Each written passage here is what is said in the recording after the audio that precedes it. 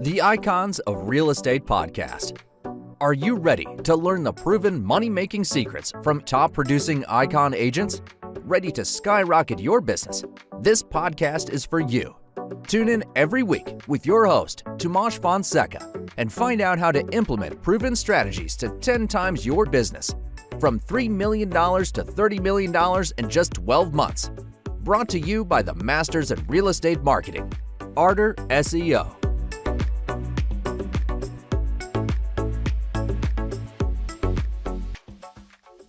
Welcome to the Icons of Real Estate podcast.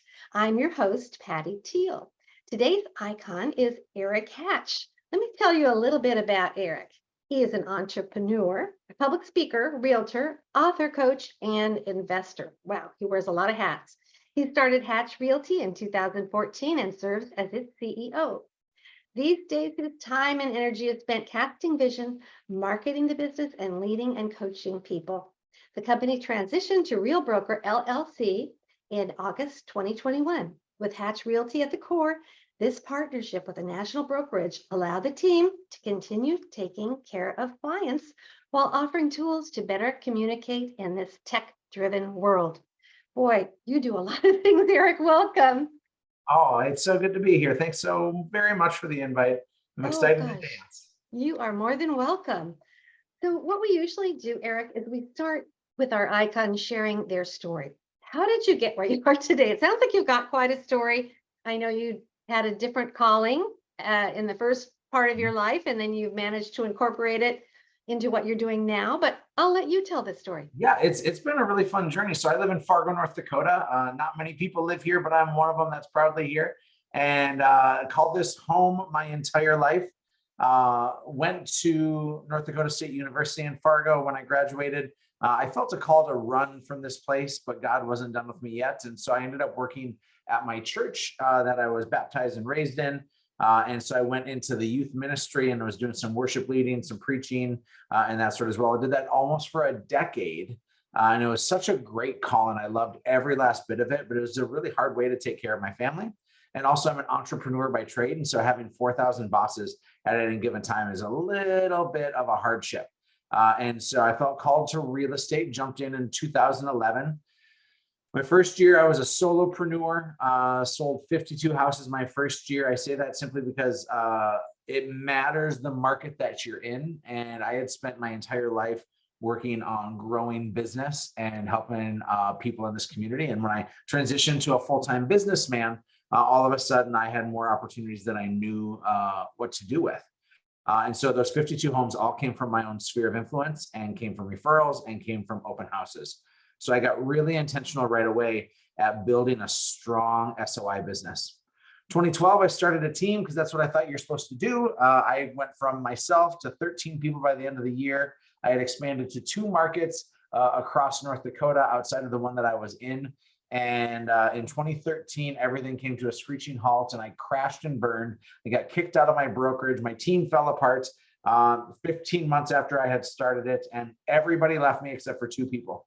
There were 2 people that stood by my side, and I was a flaming dumpster fire of a hot mess. I was running such a sloppy business. I was selling a lot of homes. We sold 192 homes that year, but I was 113 of those 192. So I was doing 60% of the production for a 13-person team. And that wasn't a good life for any of us. And I was given the gift of starting over, Patty. And so in 2013, I started over. I learned from my mistakes. I got really dedicated and disciplined with leadership habits and with hiring correctly and with building a different structure. And so for the last 8 years now, my company has sold over 6,000 homes. Oh, wow. I got out of production almost 8 years ago.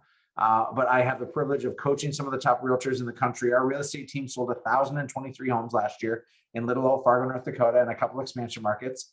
And we got here simply because we're following a model that I'm so excited about. We're following these steps and these learned lessons from having failed, having coached top people in the industry. And now I find myself excited to share with the world how to grow a really substantial, awesome business and not lose your life while you do it. Gosh, well, I guess what doesn't kill us makes us stronger. And plus, it's very often that you can take a couple tries to get your business right. I think some people do it right off the bat, but many people struggle a little bit as they learn. Yes, ma'am. They sure do. Yeah. So I happen to have grown up in the Midwest, and back in the day, I'm from Nebraska originally. Okay. The houses didn't sell for very much. I'm sure they don't still don't sell for as much as California and some other places, but they've probably gone up just like everything else. What's the average price of a home in Fargo, North Dakota? As of today, about $300,000. It's the first Wow. thing we've gotten to 300,000. When I got into real estate and I started back in 2006, our average sales price was about $165,000. And so prices have about doubled in the last 17 years. And that happens. They say every 20 or 25 years, prices should double. And so that's where we find ourselves now, about $300,000. And we just crossed over that mark this last month. So it's a new thing to be in the threes instead of the twos. Well, congratulations. That sounds really good to be in the threes instead of the twos. In our way. Yeah. And you built your team to how many people did you say right now? So our team, we're in 4 markets total. Fargo is our main market, and then we're in Bismarck, North Dakota, Grand Forks, North Dakota, and the Lakes area of Minnesota, about 45 minutes east. And we are a team right now of about 55 people. Oh, that covers a lot of territory there. We do. The entire population of the state of North Dakota is 750,000 people. And so about 1/3 of those live in the Fargo area. So we're going where where the people are, and otherwise you got to drive 2 or 3 hours in any direction to find more people. I understand. I used to remember that drive, across Nebraska, a lot of farmland. Do you have a lot of farmland where you are? Yeah, Ranches? absolutely. As soon as you, this is more agriculture than it is livestock here. I see. Cool. Yeah. And what's your current volume of houses that you have on the market? Let's see. Our market probably has about 600 homes on the market right now, but about half of those are new construction that they don't even have a shovel in the ground yet. This has increased mightily over the last 4 months, and as most markets have seen an acceleration of inventory in their market, we've seen the same. Wow. Was your market affected by the oil industry? So the oil that really happened, and it's still happening, a lot of the fracking is in the western part of the state. We are on the Minnesota border. So 20% of our business is in Minnesota and 80% is in North Dakota. So we're on the opposite side of the state. We're 5 hours away from that. And so we never saw, at least in our market here, we never saw much of an influx at all. Oh, well, that's good. And what are your goals since you're doing so well? I know you have a new book out. We're going to talk about that in a minute. Are you still boots on the ground with your real estate company, or are you more interested in coaching these days? So I'm about a day a week with Hatch Realty. I just hired one of my team members and elevated her up. She was our expansion director, and now she is our president. So she runs the day-to-day operations. Her name's Heather Matson, an unbelievable woman and even more talented. Just such a magnificent person. And so her goal is to essentially keep me out of the fires, keep me out of the things that are the urgent. I'm to work on the important still, and to cast a great vision for the company and to help lead some of the key leaders. So that's where we're positioning ourselves. I'm in that transitional time right now, so I can't say that the baton has fully been passed off yet, but I'm certainly confident in who I'm passing it off to. So that's the first piece of this. Now, where to spend the rest of my time? I try to spend it on my mediocre golf game, so that gets a little bit of my energy. But for the most part, I'm spending it building out Hatch coaching. Hatch coaching has been such a magnificent gift in my life, and we are called to try to impact the industry in the best possible way. And so we're a small but mighty team that's there. We serve about 450 different clients a month with what we're doing. And we are a quiet giant, I'd say, because we have the privilege of serving some of the top real estate teams and producers in this industry. And so that gets a majority of my time. And then our move to real brokerage last year was a strategic one, to have a network of people to connect with on a national level. Certainly our coaching company feeds that. Certainly that feeds our coaching company. But ultimately, I am a connector. I love people. I want to be so ingrained in their success, and I want to be as important as I'm called to be. And this gives me another platform to do so. And so that takes a bit of my time also.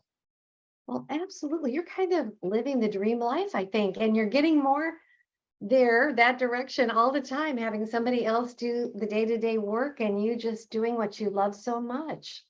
Well, who would have thought that even if somebody is doing the day-to-day work, that my mind is still consumed by it? And so Yeah, that's the piece, who would have that I'm thunk? even though it doesn't have the majority of my time, and I haven't been full-time at Hatch Realty since 2016 when I opened up our coaching company. So it's been 6 years now. Although I haven't been full-time, it has consumed more than all of my thoughts.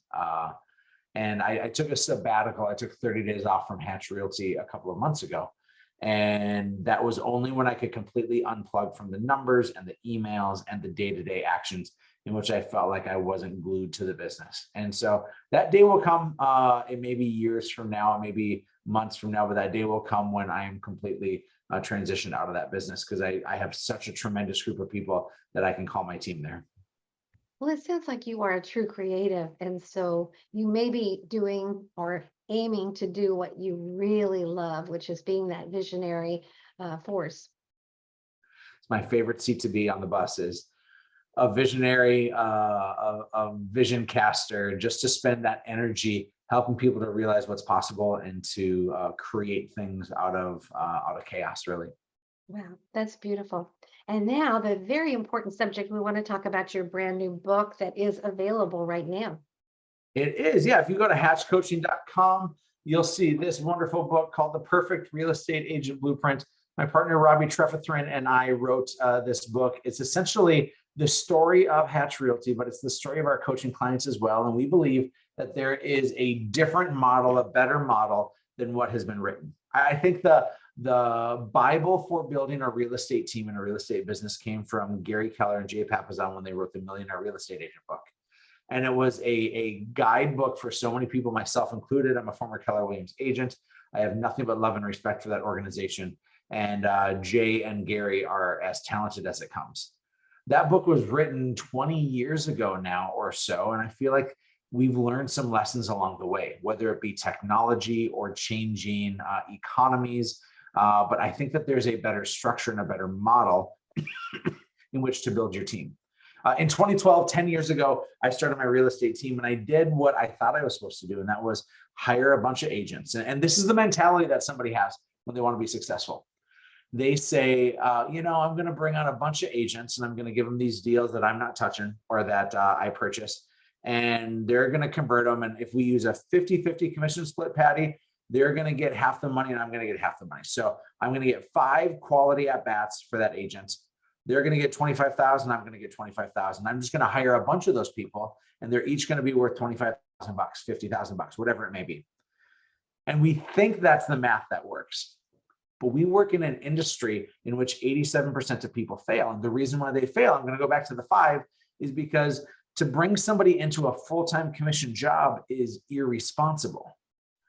I think that the model is broken, because let me give you an example. Here are the 5 types of people that traditionally get into real estate and do a full-time commission job. The first person has a sugar daddy or a sugar mama. They're a sugar baby, right? They have somebody in their life that is funding a lot of their life. The second is a trust fund kid, somebody who comes from money and so is showing up able to take the risk of going into full-time commission. Number 3 is somebody with a part-time job who's spending their time and energy earning cash elsewhere, because real estate is hard to make money on. Think about it, Patty. The average buyer takes 10 to 12 weeks to find their home, and then it sits in escrow for 4 to 6 weeks. So on day 1, if you go full-time into real estate and do a commission job and you get a buyer on day 1, and you probably won't, you're going to get your first closing in 4 months. Wow. And so many people are set up for failure. So number 3 is part-time job. Number 4 is somebody with terrible spending habits. And that's the majority of the industry, which is why they flop so often. And then number 5 is somebody who has 6+ months of savings, and they're set up to go into a career like this. And so if you just simply look at it from that standpoint, the idea of adding a bunch of agents and then asking them to convert doesn't start to make sense, I don't think, because I said they're going to close 5 out of the 5 of those deals, but ultimately I trained them, I hired them too quickly, so they're not all A players. I didn't take the time to train them exceedingly well because I'm busy selling houses and doing other things. And then I'm throwing them to the hardest leads to convert, which are things like pay-per-click and forced registration leads and things that you purchase. Those are difficult to convert, and they take a mastery level of tools and skills and practice in order to convert them. So they don't close 5 out of 5. They actually probably close 3 out of 5 or even 2 out of 5. And so what I thought was going to make me $25,000 of gross revenue is actually making me $10,000, right? If each one is a $10,000 commission, I think, okay, that's worth 50 grand and I'm going to get 25 and they're going to get 25, but realistically, I'm going to get 10 and they're going to get 10, but it's going to take them 6+ months to get that 10. And now I have not retained great talents for an extended period of time. These people who are on the team came to me because they said, Eric, you're the greatest chance that we have in order to reach and achieve our goals. But I hired too quickly. I trained them poorly. I put them into an ecosystem that is a bit kittywampus. It's just sloppy in how it's put together. And we expect these people, these A-grade talent folks, to stick around with us and work for half a commission. It's a broken model. And so the model that we teach in the Perfect Real Estate Agent Blueprint looks the same as what the Millionaire Real Estate Agent book teaches right away. Those first couple of steps are first hire an admin, then hire a second admin. Right? Your job is to leverage all that non-income producing activity off of you, and then to bring in another admin to help you grow, to be an extension of you. But you're still that one that's converting leads. You're still that one that's front facing with buyers and sellers. But here's where the split at the road happens, Patty. Most people want to hire a bunch of buyer agents or agents in general. And I think hiring a buyer agent is the most costly hire in the negative direction that you can make. So let's break it down. My recommendation is not to hire a buyer agent. My recommendation is to hire a licensed agent partner. This agent partner is traditionally a new agent, and they're not going to have to gamble like those 5 examples I gave you. They're instead going to come in and they're going to work for a salary. Let's say I'm going to pay them $2,500 or $3,000 a month. It's enough to live on, but it's going to keep them hungry. Right. When we hire somebody who's on salary, we usually hire them with much more intentionality and diligence than we do somebody who's going to be an agent.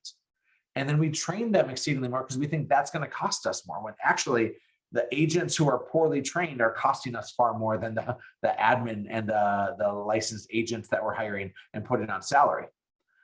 So the plan is you put a new agent directly with you so that they can get their MBA in real estate. They can get every last experience, every last exposure, and they get to earn while they learn. So this person is now leveraging me because I can close all 5 out of 5 of those, Patty. I can take all 5 of those leads. I can convert them all. And instead of me giving away $25,000 and keeping 25, let's say it takes me 2 months to convert all these. And I pay that person $3,000 a month. Guess what? I keep $44,000 and I give that person $6,000. They get a better experience, don't they? They don't have to deal with the instability of a full-time commission job. They're getting paid to learn. They're getting paid to be an extension of me. So if this is the only win-win-win I can see in real estate, the first win is that the agent that you hire wins. I've done this model now since 2014, and the best realtors in my community, whether they're on my team or the fact that they've left, are all people that started in this model, that they learned as a partner. They learned that level of service and commitment. They learned all the systems. They got better training than any other realtor in the industry, and they are now breaking records across our state. And it's all because of this model. I have 100% success rate. I've put nearly 100 agents through this since I started this 8 years ago. The people that I coach will rave and say the exact same thing. So here's the piece de resistance is you win because you get more money. You get more time back in your life because this person is the nurse to your doctor.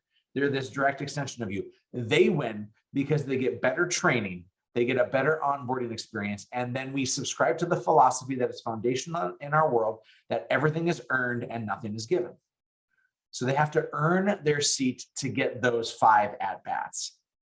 And then finally, the client wins because they aren't working with just one person who's trying to cater to every one of their needs. They're working with, actually at this point, a team of 4, 2 admin, a partner, and you as that licensed agent. Now, here's where I think the industry is broken. And Patty, I have an inside scoop of what these top teams are doing. They're adding 10, 20, 30, 40, 50 agents. They're watching their profit margins shrink and shrink. They're watching their retention rate dissolve. People don't stick around for very long. And they're wondering, why are they spending all their time and energy in this? I have a gal named Christy Horn who's in our coaching world. She lives in Dallas, Texas. Their average sales price is $400,000, give or take. So their average commission is $10,000 or $12,000. She was growing a team. She had about 15 people on her team. And she was making, I don't know, $150,000 a year with her production, with all her team members going, and she was working 60 hours a week and was miserable at her job. She saw this model of what we were doing, and she went back and raised the standard on her team, and eventually the people that needed to leave left. She showed them the way, or they chose to opt out. She now has 2 admin, an agent partner, and her. She works 16 hours a week, and she's netting over $350,000 this year. Wow. This I model absolutely love what you're doing. I love it. This industry has been broken for some time because they just say, jump in and do commission, and we have to do it better. Right. But so Christy now, 16 hours a week, $350,000. Her dollar per hour for her team is better than my dollar per hour for my 55-person team. There is a better model, and there's people rushing to get out of production right now. And I don't think that's the responsible move. But I do have a plan for those people, if I may, Patty, and we write about it in our book. So what happens is, let's say you have this agent partner who's really successful. They can do one of 3 things. The first is they can be a lifer, meaning they stay as your agent partner working alongside you. You're probably paying them 5 or 10% of the commission of the deals that they touch, and then you're paying them a base pay of $30,000 to $36,000 a year. That person can make $70,000 to $100,000 depending on your market, even more so in higher price markets, simply by being a lifer and staying in that role. There's a lot more nurses out there in the world than there are doctors. And so when you think that people won't do this role, if they have predictable income and get to have an awesome career like real estate, they're going to sign up. The second, which is the most common, is somebody will be a graduate. After they're an agent partner, they'll be a graduate. They will graduate off your micro team. You can do this model if you're on a team. If you're an agent on my team, we have people doing this model right now that have their own agent partners. If you are the rainmaker, you should absolutely be doing this model, and do not give all of your deals to the people that are on your team. You keep them on your micro team.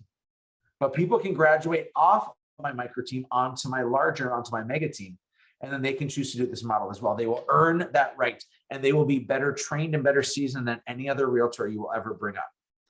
In fact, in our book, I write about how the conversion rates of somebody who has been an agent in production doubles an agent that's starting out. Financially, it's irresponsible not to do this, Patty. But the third option, which is the one I'm so excited about, is this idea of what's called an empire builder. This is when this agent partner graduates, but instead of graduating off of your micro team, meaning your own personal production, they graduate up your micro team. They're now in charge of the transaction. They're now running that day-to-day. You can get, and this is what Christy is doing down in Dallas right now. Taking her agent partner, graduating him up, and he will be running the day-to-day operation. So now she's going to be down to 4 hours a week, because her job is to go from managing the transaction to just managing the relationships, to be a great leader for her partner and to connect with her sphere of influence. Patty, I made when I got out of production, I made a multi-million-dollar mistake. It now to date is almost $3 million in lost revenue. And here's what I did: is I started referring off all my deals. I was doing 100 sphere deals a year when I got out of production. I referred them all off to my team members. Hey, go work with Brandon here, go work with Emily here. They're going to be great. And when I handed off the transaction, I unintentionally handed off the relationship.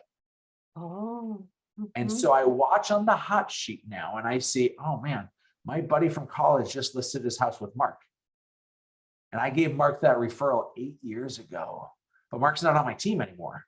Mm-hmm. That's not a shame on Mark. That's a shame on me. I let go of the relationship. So when you have this empire builder, this person who graduates up your team, you get to have that business that comes back to you. Patty, the game is changed right now, and people need to get their models caught up to this perfect real estate agent blueprint. I'm convinced it's going to make everybody wealthier, happier, and this business is going to be better for it. Well, I am definitely sold. So is this book mainly written for people who are running brokerages? Would you say that's the main target? No, the main target, and we have 10 tiers that you can build your business on. Tier 1 is you're a new agent. Tier 2 is you're an agent that's getting their momentum, right? Tier 6 is now you're bringing on an inside sales agent. Tier 10 is you're completely out of the business. You're an owner, but you're not an operator, right? So we go through all these different tiers Mm-hmm. that break down wherever you're at your business. So Patty, if you're the new kid on the block, if you're an agent on a team, if you own a team, if you're thinking about getting into production, this book is the guidebook that every step of the way says these are the fundamental things you need to know, from the numbers you need to be hitting and protecting, to the conversion rates you should be gunning for, to the whereabouts of where to get great lead sources. I know you're with Ardor SEO, and we love SEO. We love internet leads. We think those are one of the highest valued leads because they're inexpensive and they just take a lot of nurturing. They take a lot of time because most of the time they're not ready to buy or sell that day. And so you have to have the right systems. We teach all of those steps here in our book. And I'll give you perspective here. This is my first book that I wrote, normal size, but this one is like a workbook, right? Mm-hmm. It is a literal guidebook to helping people to build their real estate business. And again, wherever you are at the journey, this book is for you. Oh, well, that is so interesting that you've been able to have all these different levels that people can plug in. You know, a lot of the people on the show are very successful. You know, that's why it's called Icons of Real Estate. And they say, well, gosh, if you couldn't make money in this market, I'm talking about the past couple of years before now, they said, well, you just can't make money. And I don't think that's true at all, because I happen to be good friends with a very young man who's been in this business, and I think he sold a couple of houses, which is kind of a miracle because he's in Santa Barbara. And young people like that don't necessarily have the connections with the people with the big bucks. And plus, there's probably thousands of agents there and maybe 30 to 40 houses that were listed. So how is a person like him going to compete with the seasoned realtor? They just can't. Yeah, I think it's always a relationship game. Mm-hmm. And what I can tell you that most seasoned realtors, myself included, have failed to be great connectors with their people. Mm-hmm. They say it's like 80 or 90% of folks will say that they'll work with the same realtor again, but it's certainly less than 40% that actually do. And the reason why is because it's relationship management. Mm-hmm. And so the goal for your friend in Santa Barbara or anybody else who's starting out is to make a client feel seen, heard, valued, and cared for. Mm-hmm. When you can do that and then show expertise in what you're doing, you will be much more likely to win the relationship. Right. Because there's two games at play right now. There's technology. There's the Zillows of the world that we can't compete with because they're playing a different game. Mm-hmm. So the game that we all have to play is the relationship game. Right. So I know you said you do SEO, and do you manage that yourself? No, we don't. We go through a third party. A third party.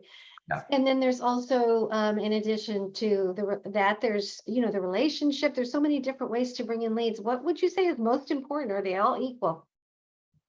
They are not all equal, not by any way, shape, or form. So we believe that there's 4 lead categories. The first is PCSOI, past client and sphere of influence. This is the only one that could stand on its own. I think that every other one has its upsides, it has its downsides, but this is the only one that can stand on its own. Is if you have a massive amount of relationships, you will still have a place in this industry in the near future. The second is low-hanging fruit. Low-hanging fruit I would categorize as Zillow, Realtor.com, Trulia, HomeLight, referrals. These are things that are costing you more and more. And in fact, they're coming in and taking a portion of the commission, a larger portion than they ever have before. And there are some people that are building their business with this one as a major cornerstone. I don't think you should have more than 20 or 25% of all your business that comes from this. from this low-hanging fruit because these are massively expensive. Mhm. And frankly, it's financially irresponsible to do anything deeper with that than 20 or 25%. Number three is long-term nurtures. I would put SEO in this: forced registration, pay-per-click leads, social media leads, farming and neighborhood. These are long-term plays. We've studied our numbers, and from the time in which a lead hits our inbox until it closes, if it's a low-hanging fruit like Zillow lead, Mhm. 120 to 180 days for that to close. 4 to 6 months. That's a quick turnaround. For SEO and for forced registration, website leads, that sort of 600 to 640 days on average. Now, you have to understand that average is skewed a little bit because I have leads from 8 years ago that I bought at $4 a lead that were still closing 8 years ago. So that obviously impacts the average, but we usually see in the first year about 1% of all of your SEO and pay-per-click leads tend to convert in that first year. That second year, an additional 2%. And then third year and beyond, about another 0.5%. So 3.5% is usually our target in that. We'd love for those to close quicker. Sometimes they do, but we have the average of the ones that take a really inordinate amount of time on that back end. And finally, number four, the other lead source is reputation business. Things like your reviews online, that matters an awful lot. Radio, television, billboards, those obviously have a place in out there. But I think that a piece that people are really conscious of building nowadays would be their social media presence and their YouTube presence. People feel in relationship with you if you can do those exceedingly well. And that's business earned traditionally and not business bought. And that always tastes better. Wow. You are a wealth of knowledge. You really are. Thank you so much for taking us on a crash course. Now, I know you have the book that can really help people, but if they wanted to get more personalized help, do you do any of that type of coaching? Absolutely. Yeah. We have one-on-one coaching, we have group coaching, and then we try to give away almost everything online. We think that business earned is, again, always better than business bought. And so we try to provide as much value as we can. So there's two places people need to go. First is to hatchcoaching.com. You can purchase the Perfect Real Estate Agent Blueprint book. You can purchase my first book, Play for the Person Next to You. We have all sorts of courses and things that you can go to engage with us. If you are interested in coaching, hatchcoaching.com is where you get there. Otherwise, check out our YouTube channel. It's just Hatch Coaching on YouTube. I think we have 260 or 270 videos that are uploaded, and we add more daily right now, that we're continuing to try to put so much value out there in this ecosystem because we want to take great care of people. And we know that this industry needs to get better, and we're here to help it. Oh, thank you so much. And especially, I just want to mention, I read that you do a lot of work with nonprofits as well. It seems like you have a servant's heart. And what did you say? Pray for the person next to you? It's called Play for the Person Next to You. Yeah, it's a servant leadership guide. And so this is my first book. And I know you've written a book as well. You understand how much energy and effort it takes. Yes. But it is something I'm exceedingly proud of. Oh, you should be. Well, thank you so much for being our featured icon today. You really deserve that title. Really Thank you. appreciate you being here. Thank you. Bye-bye now.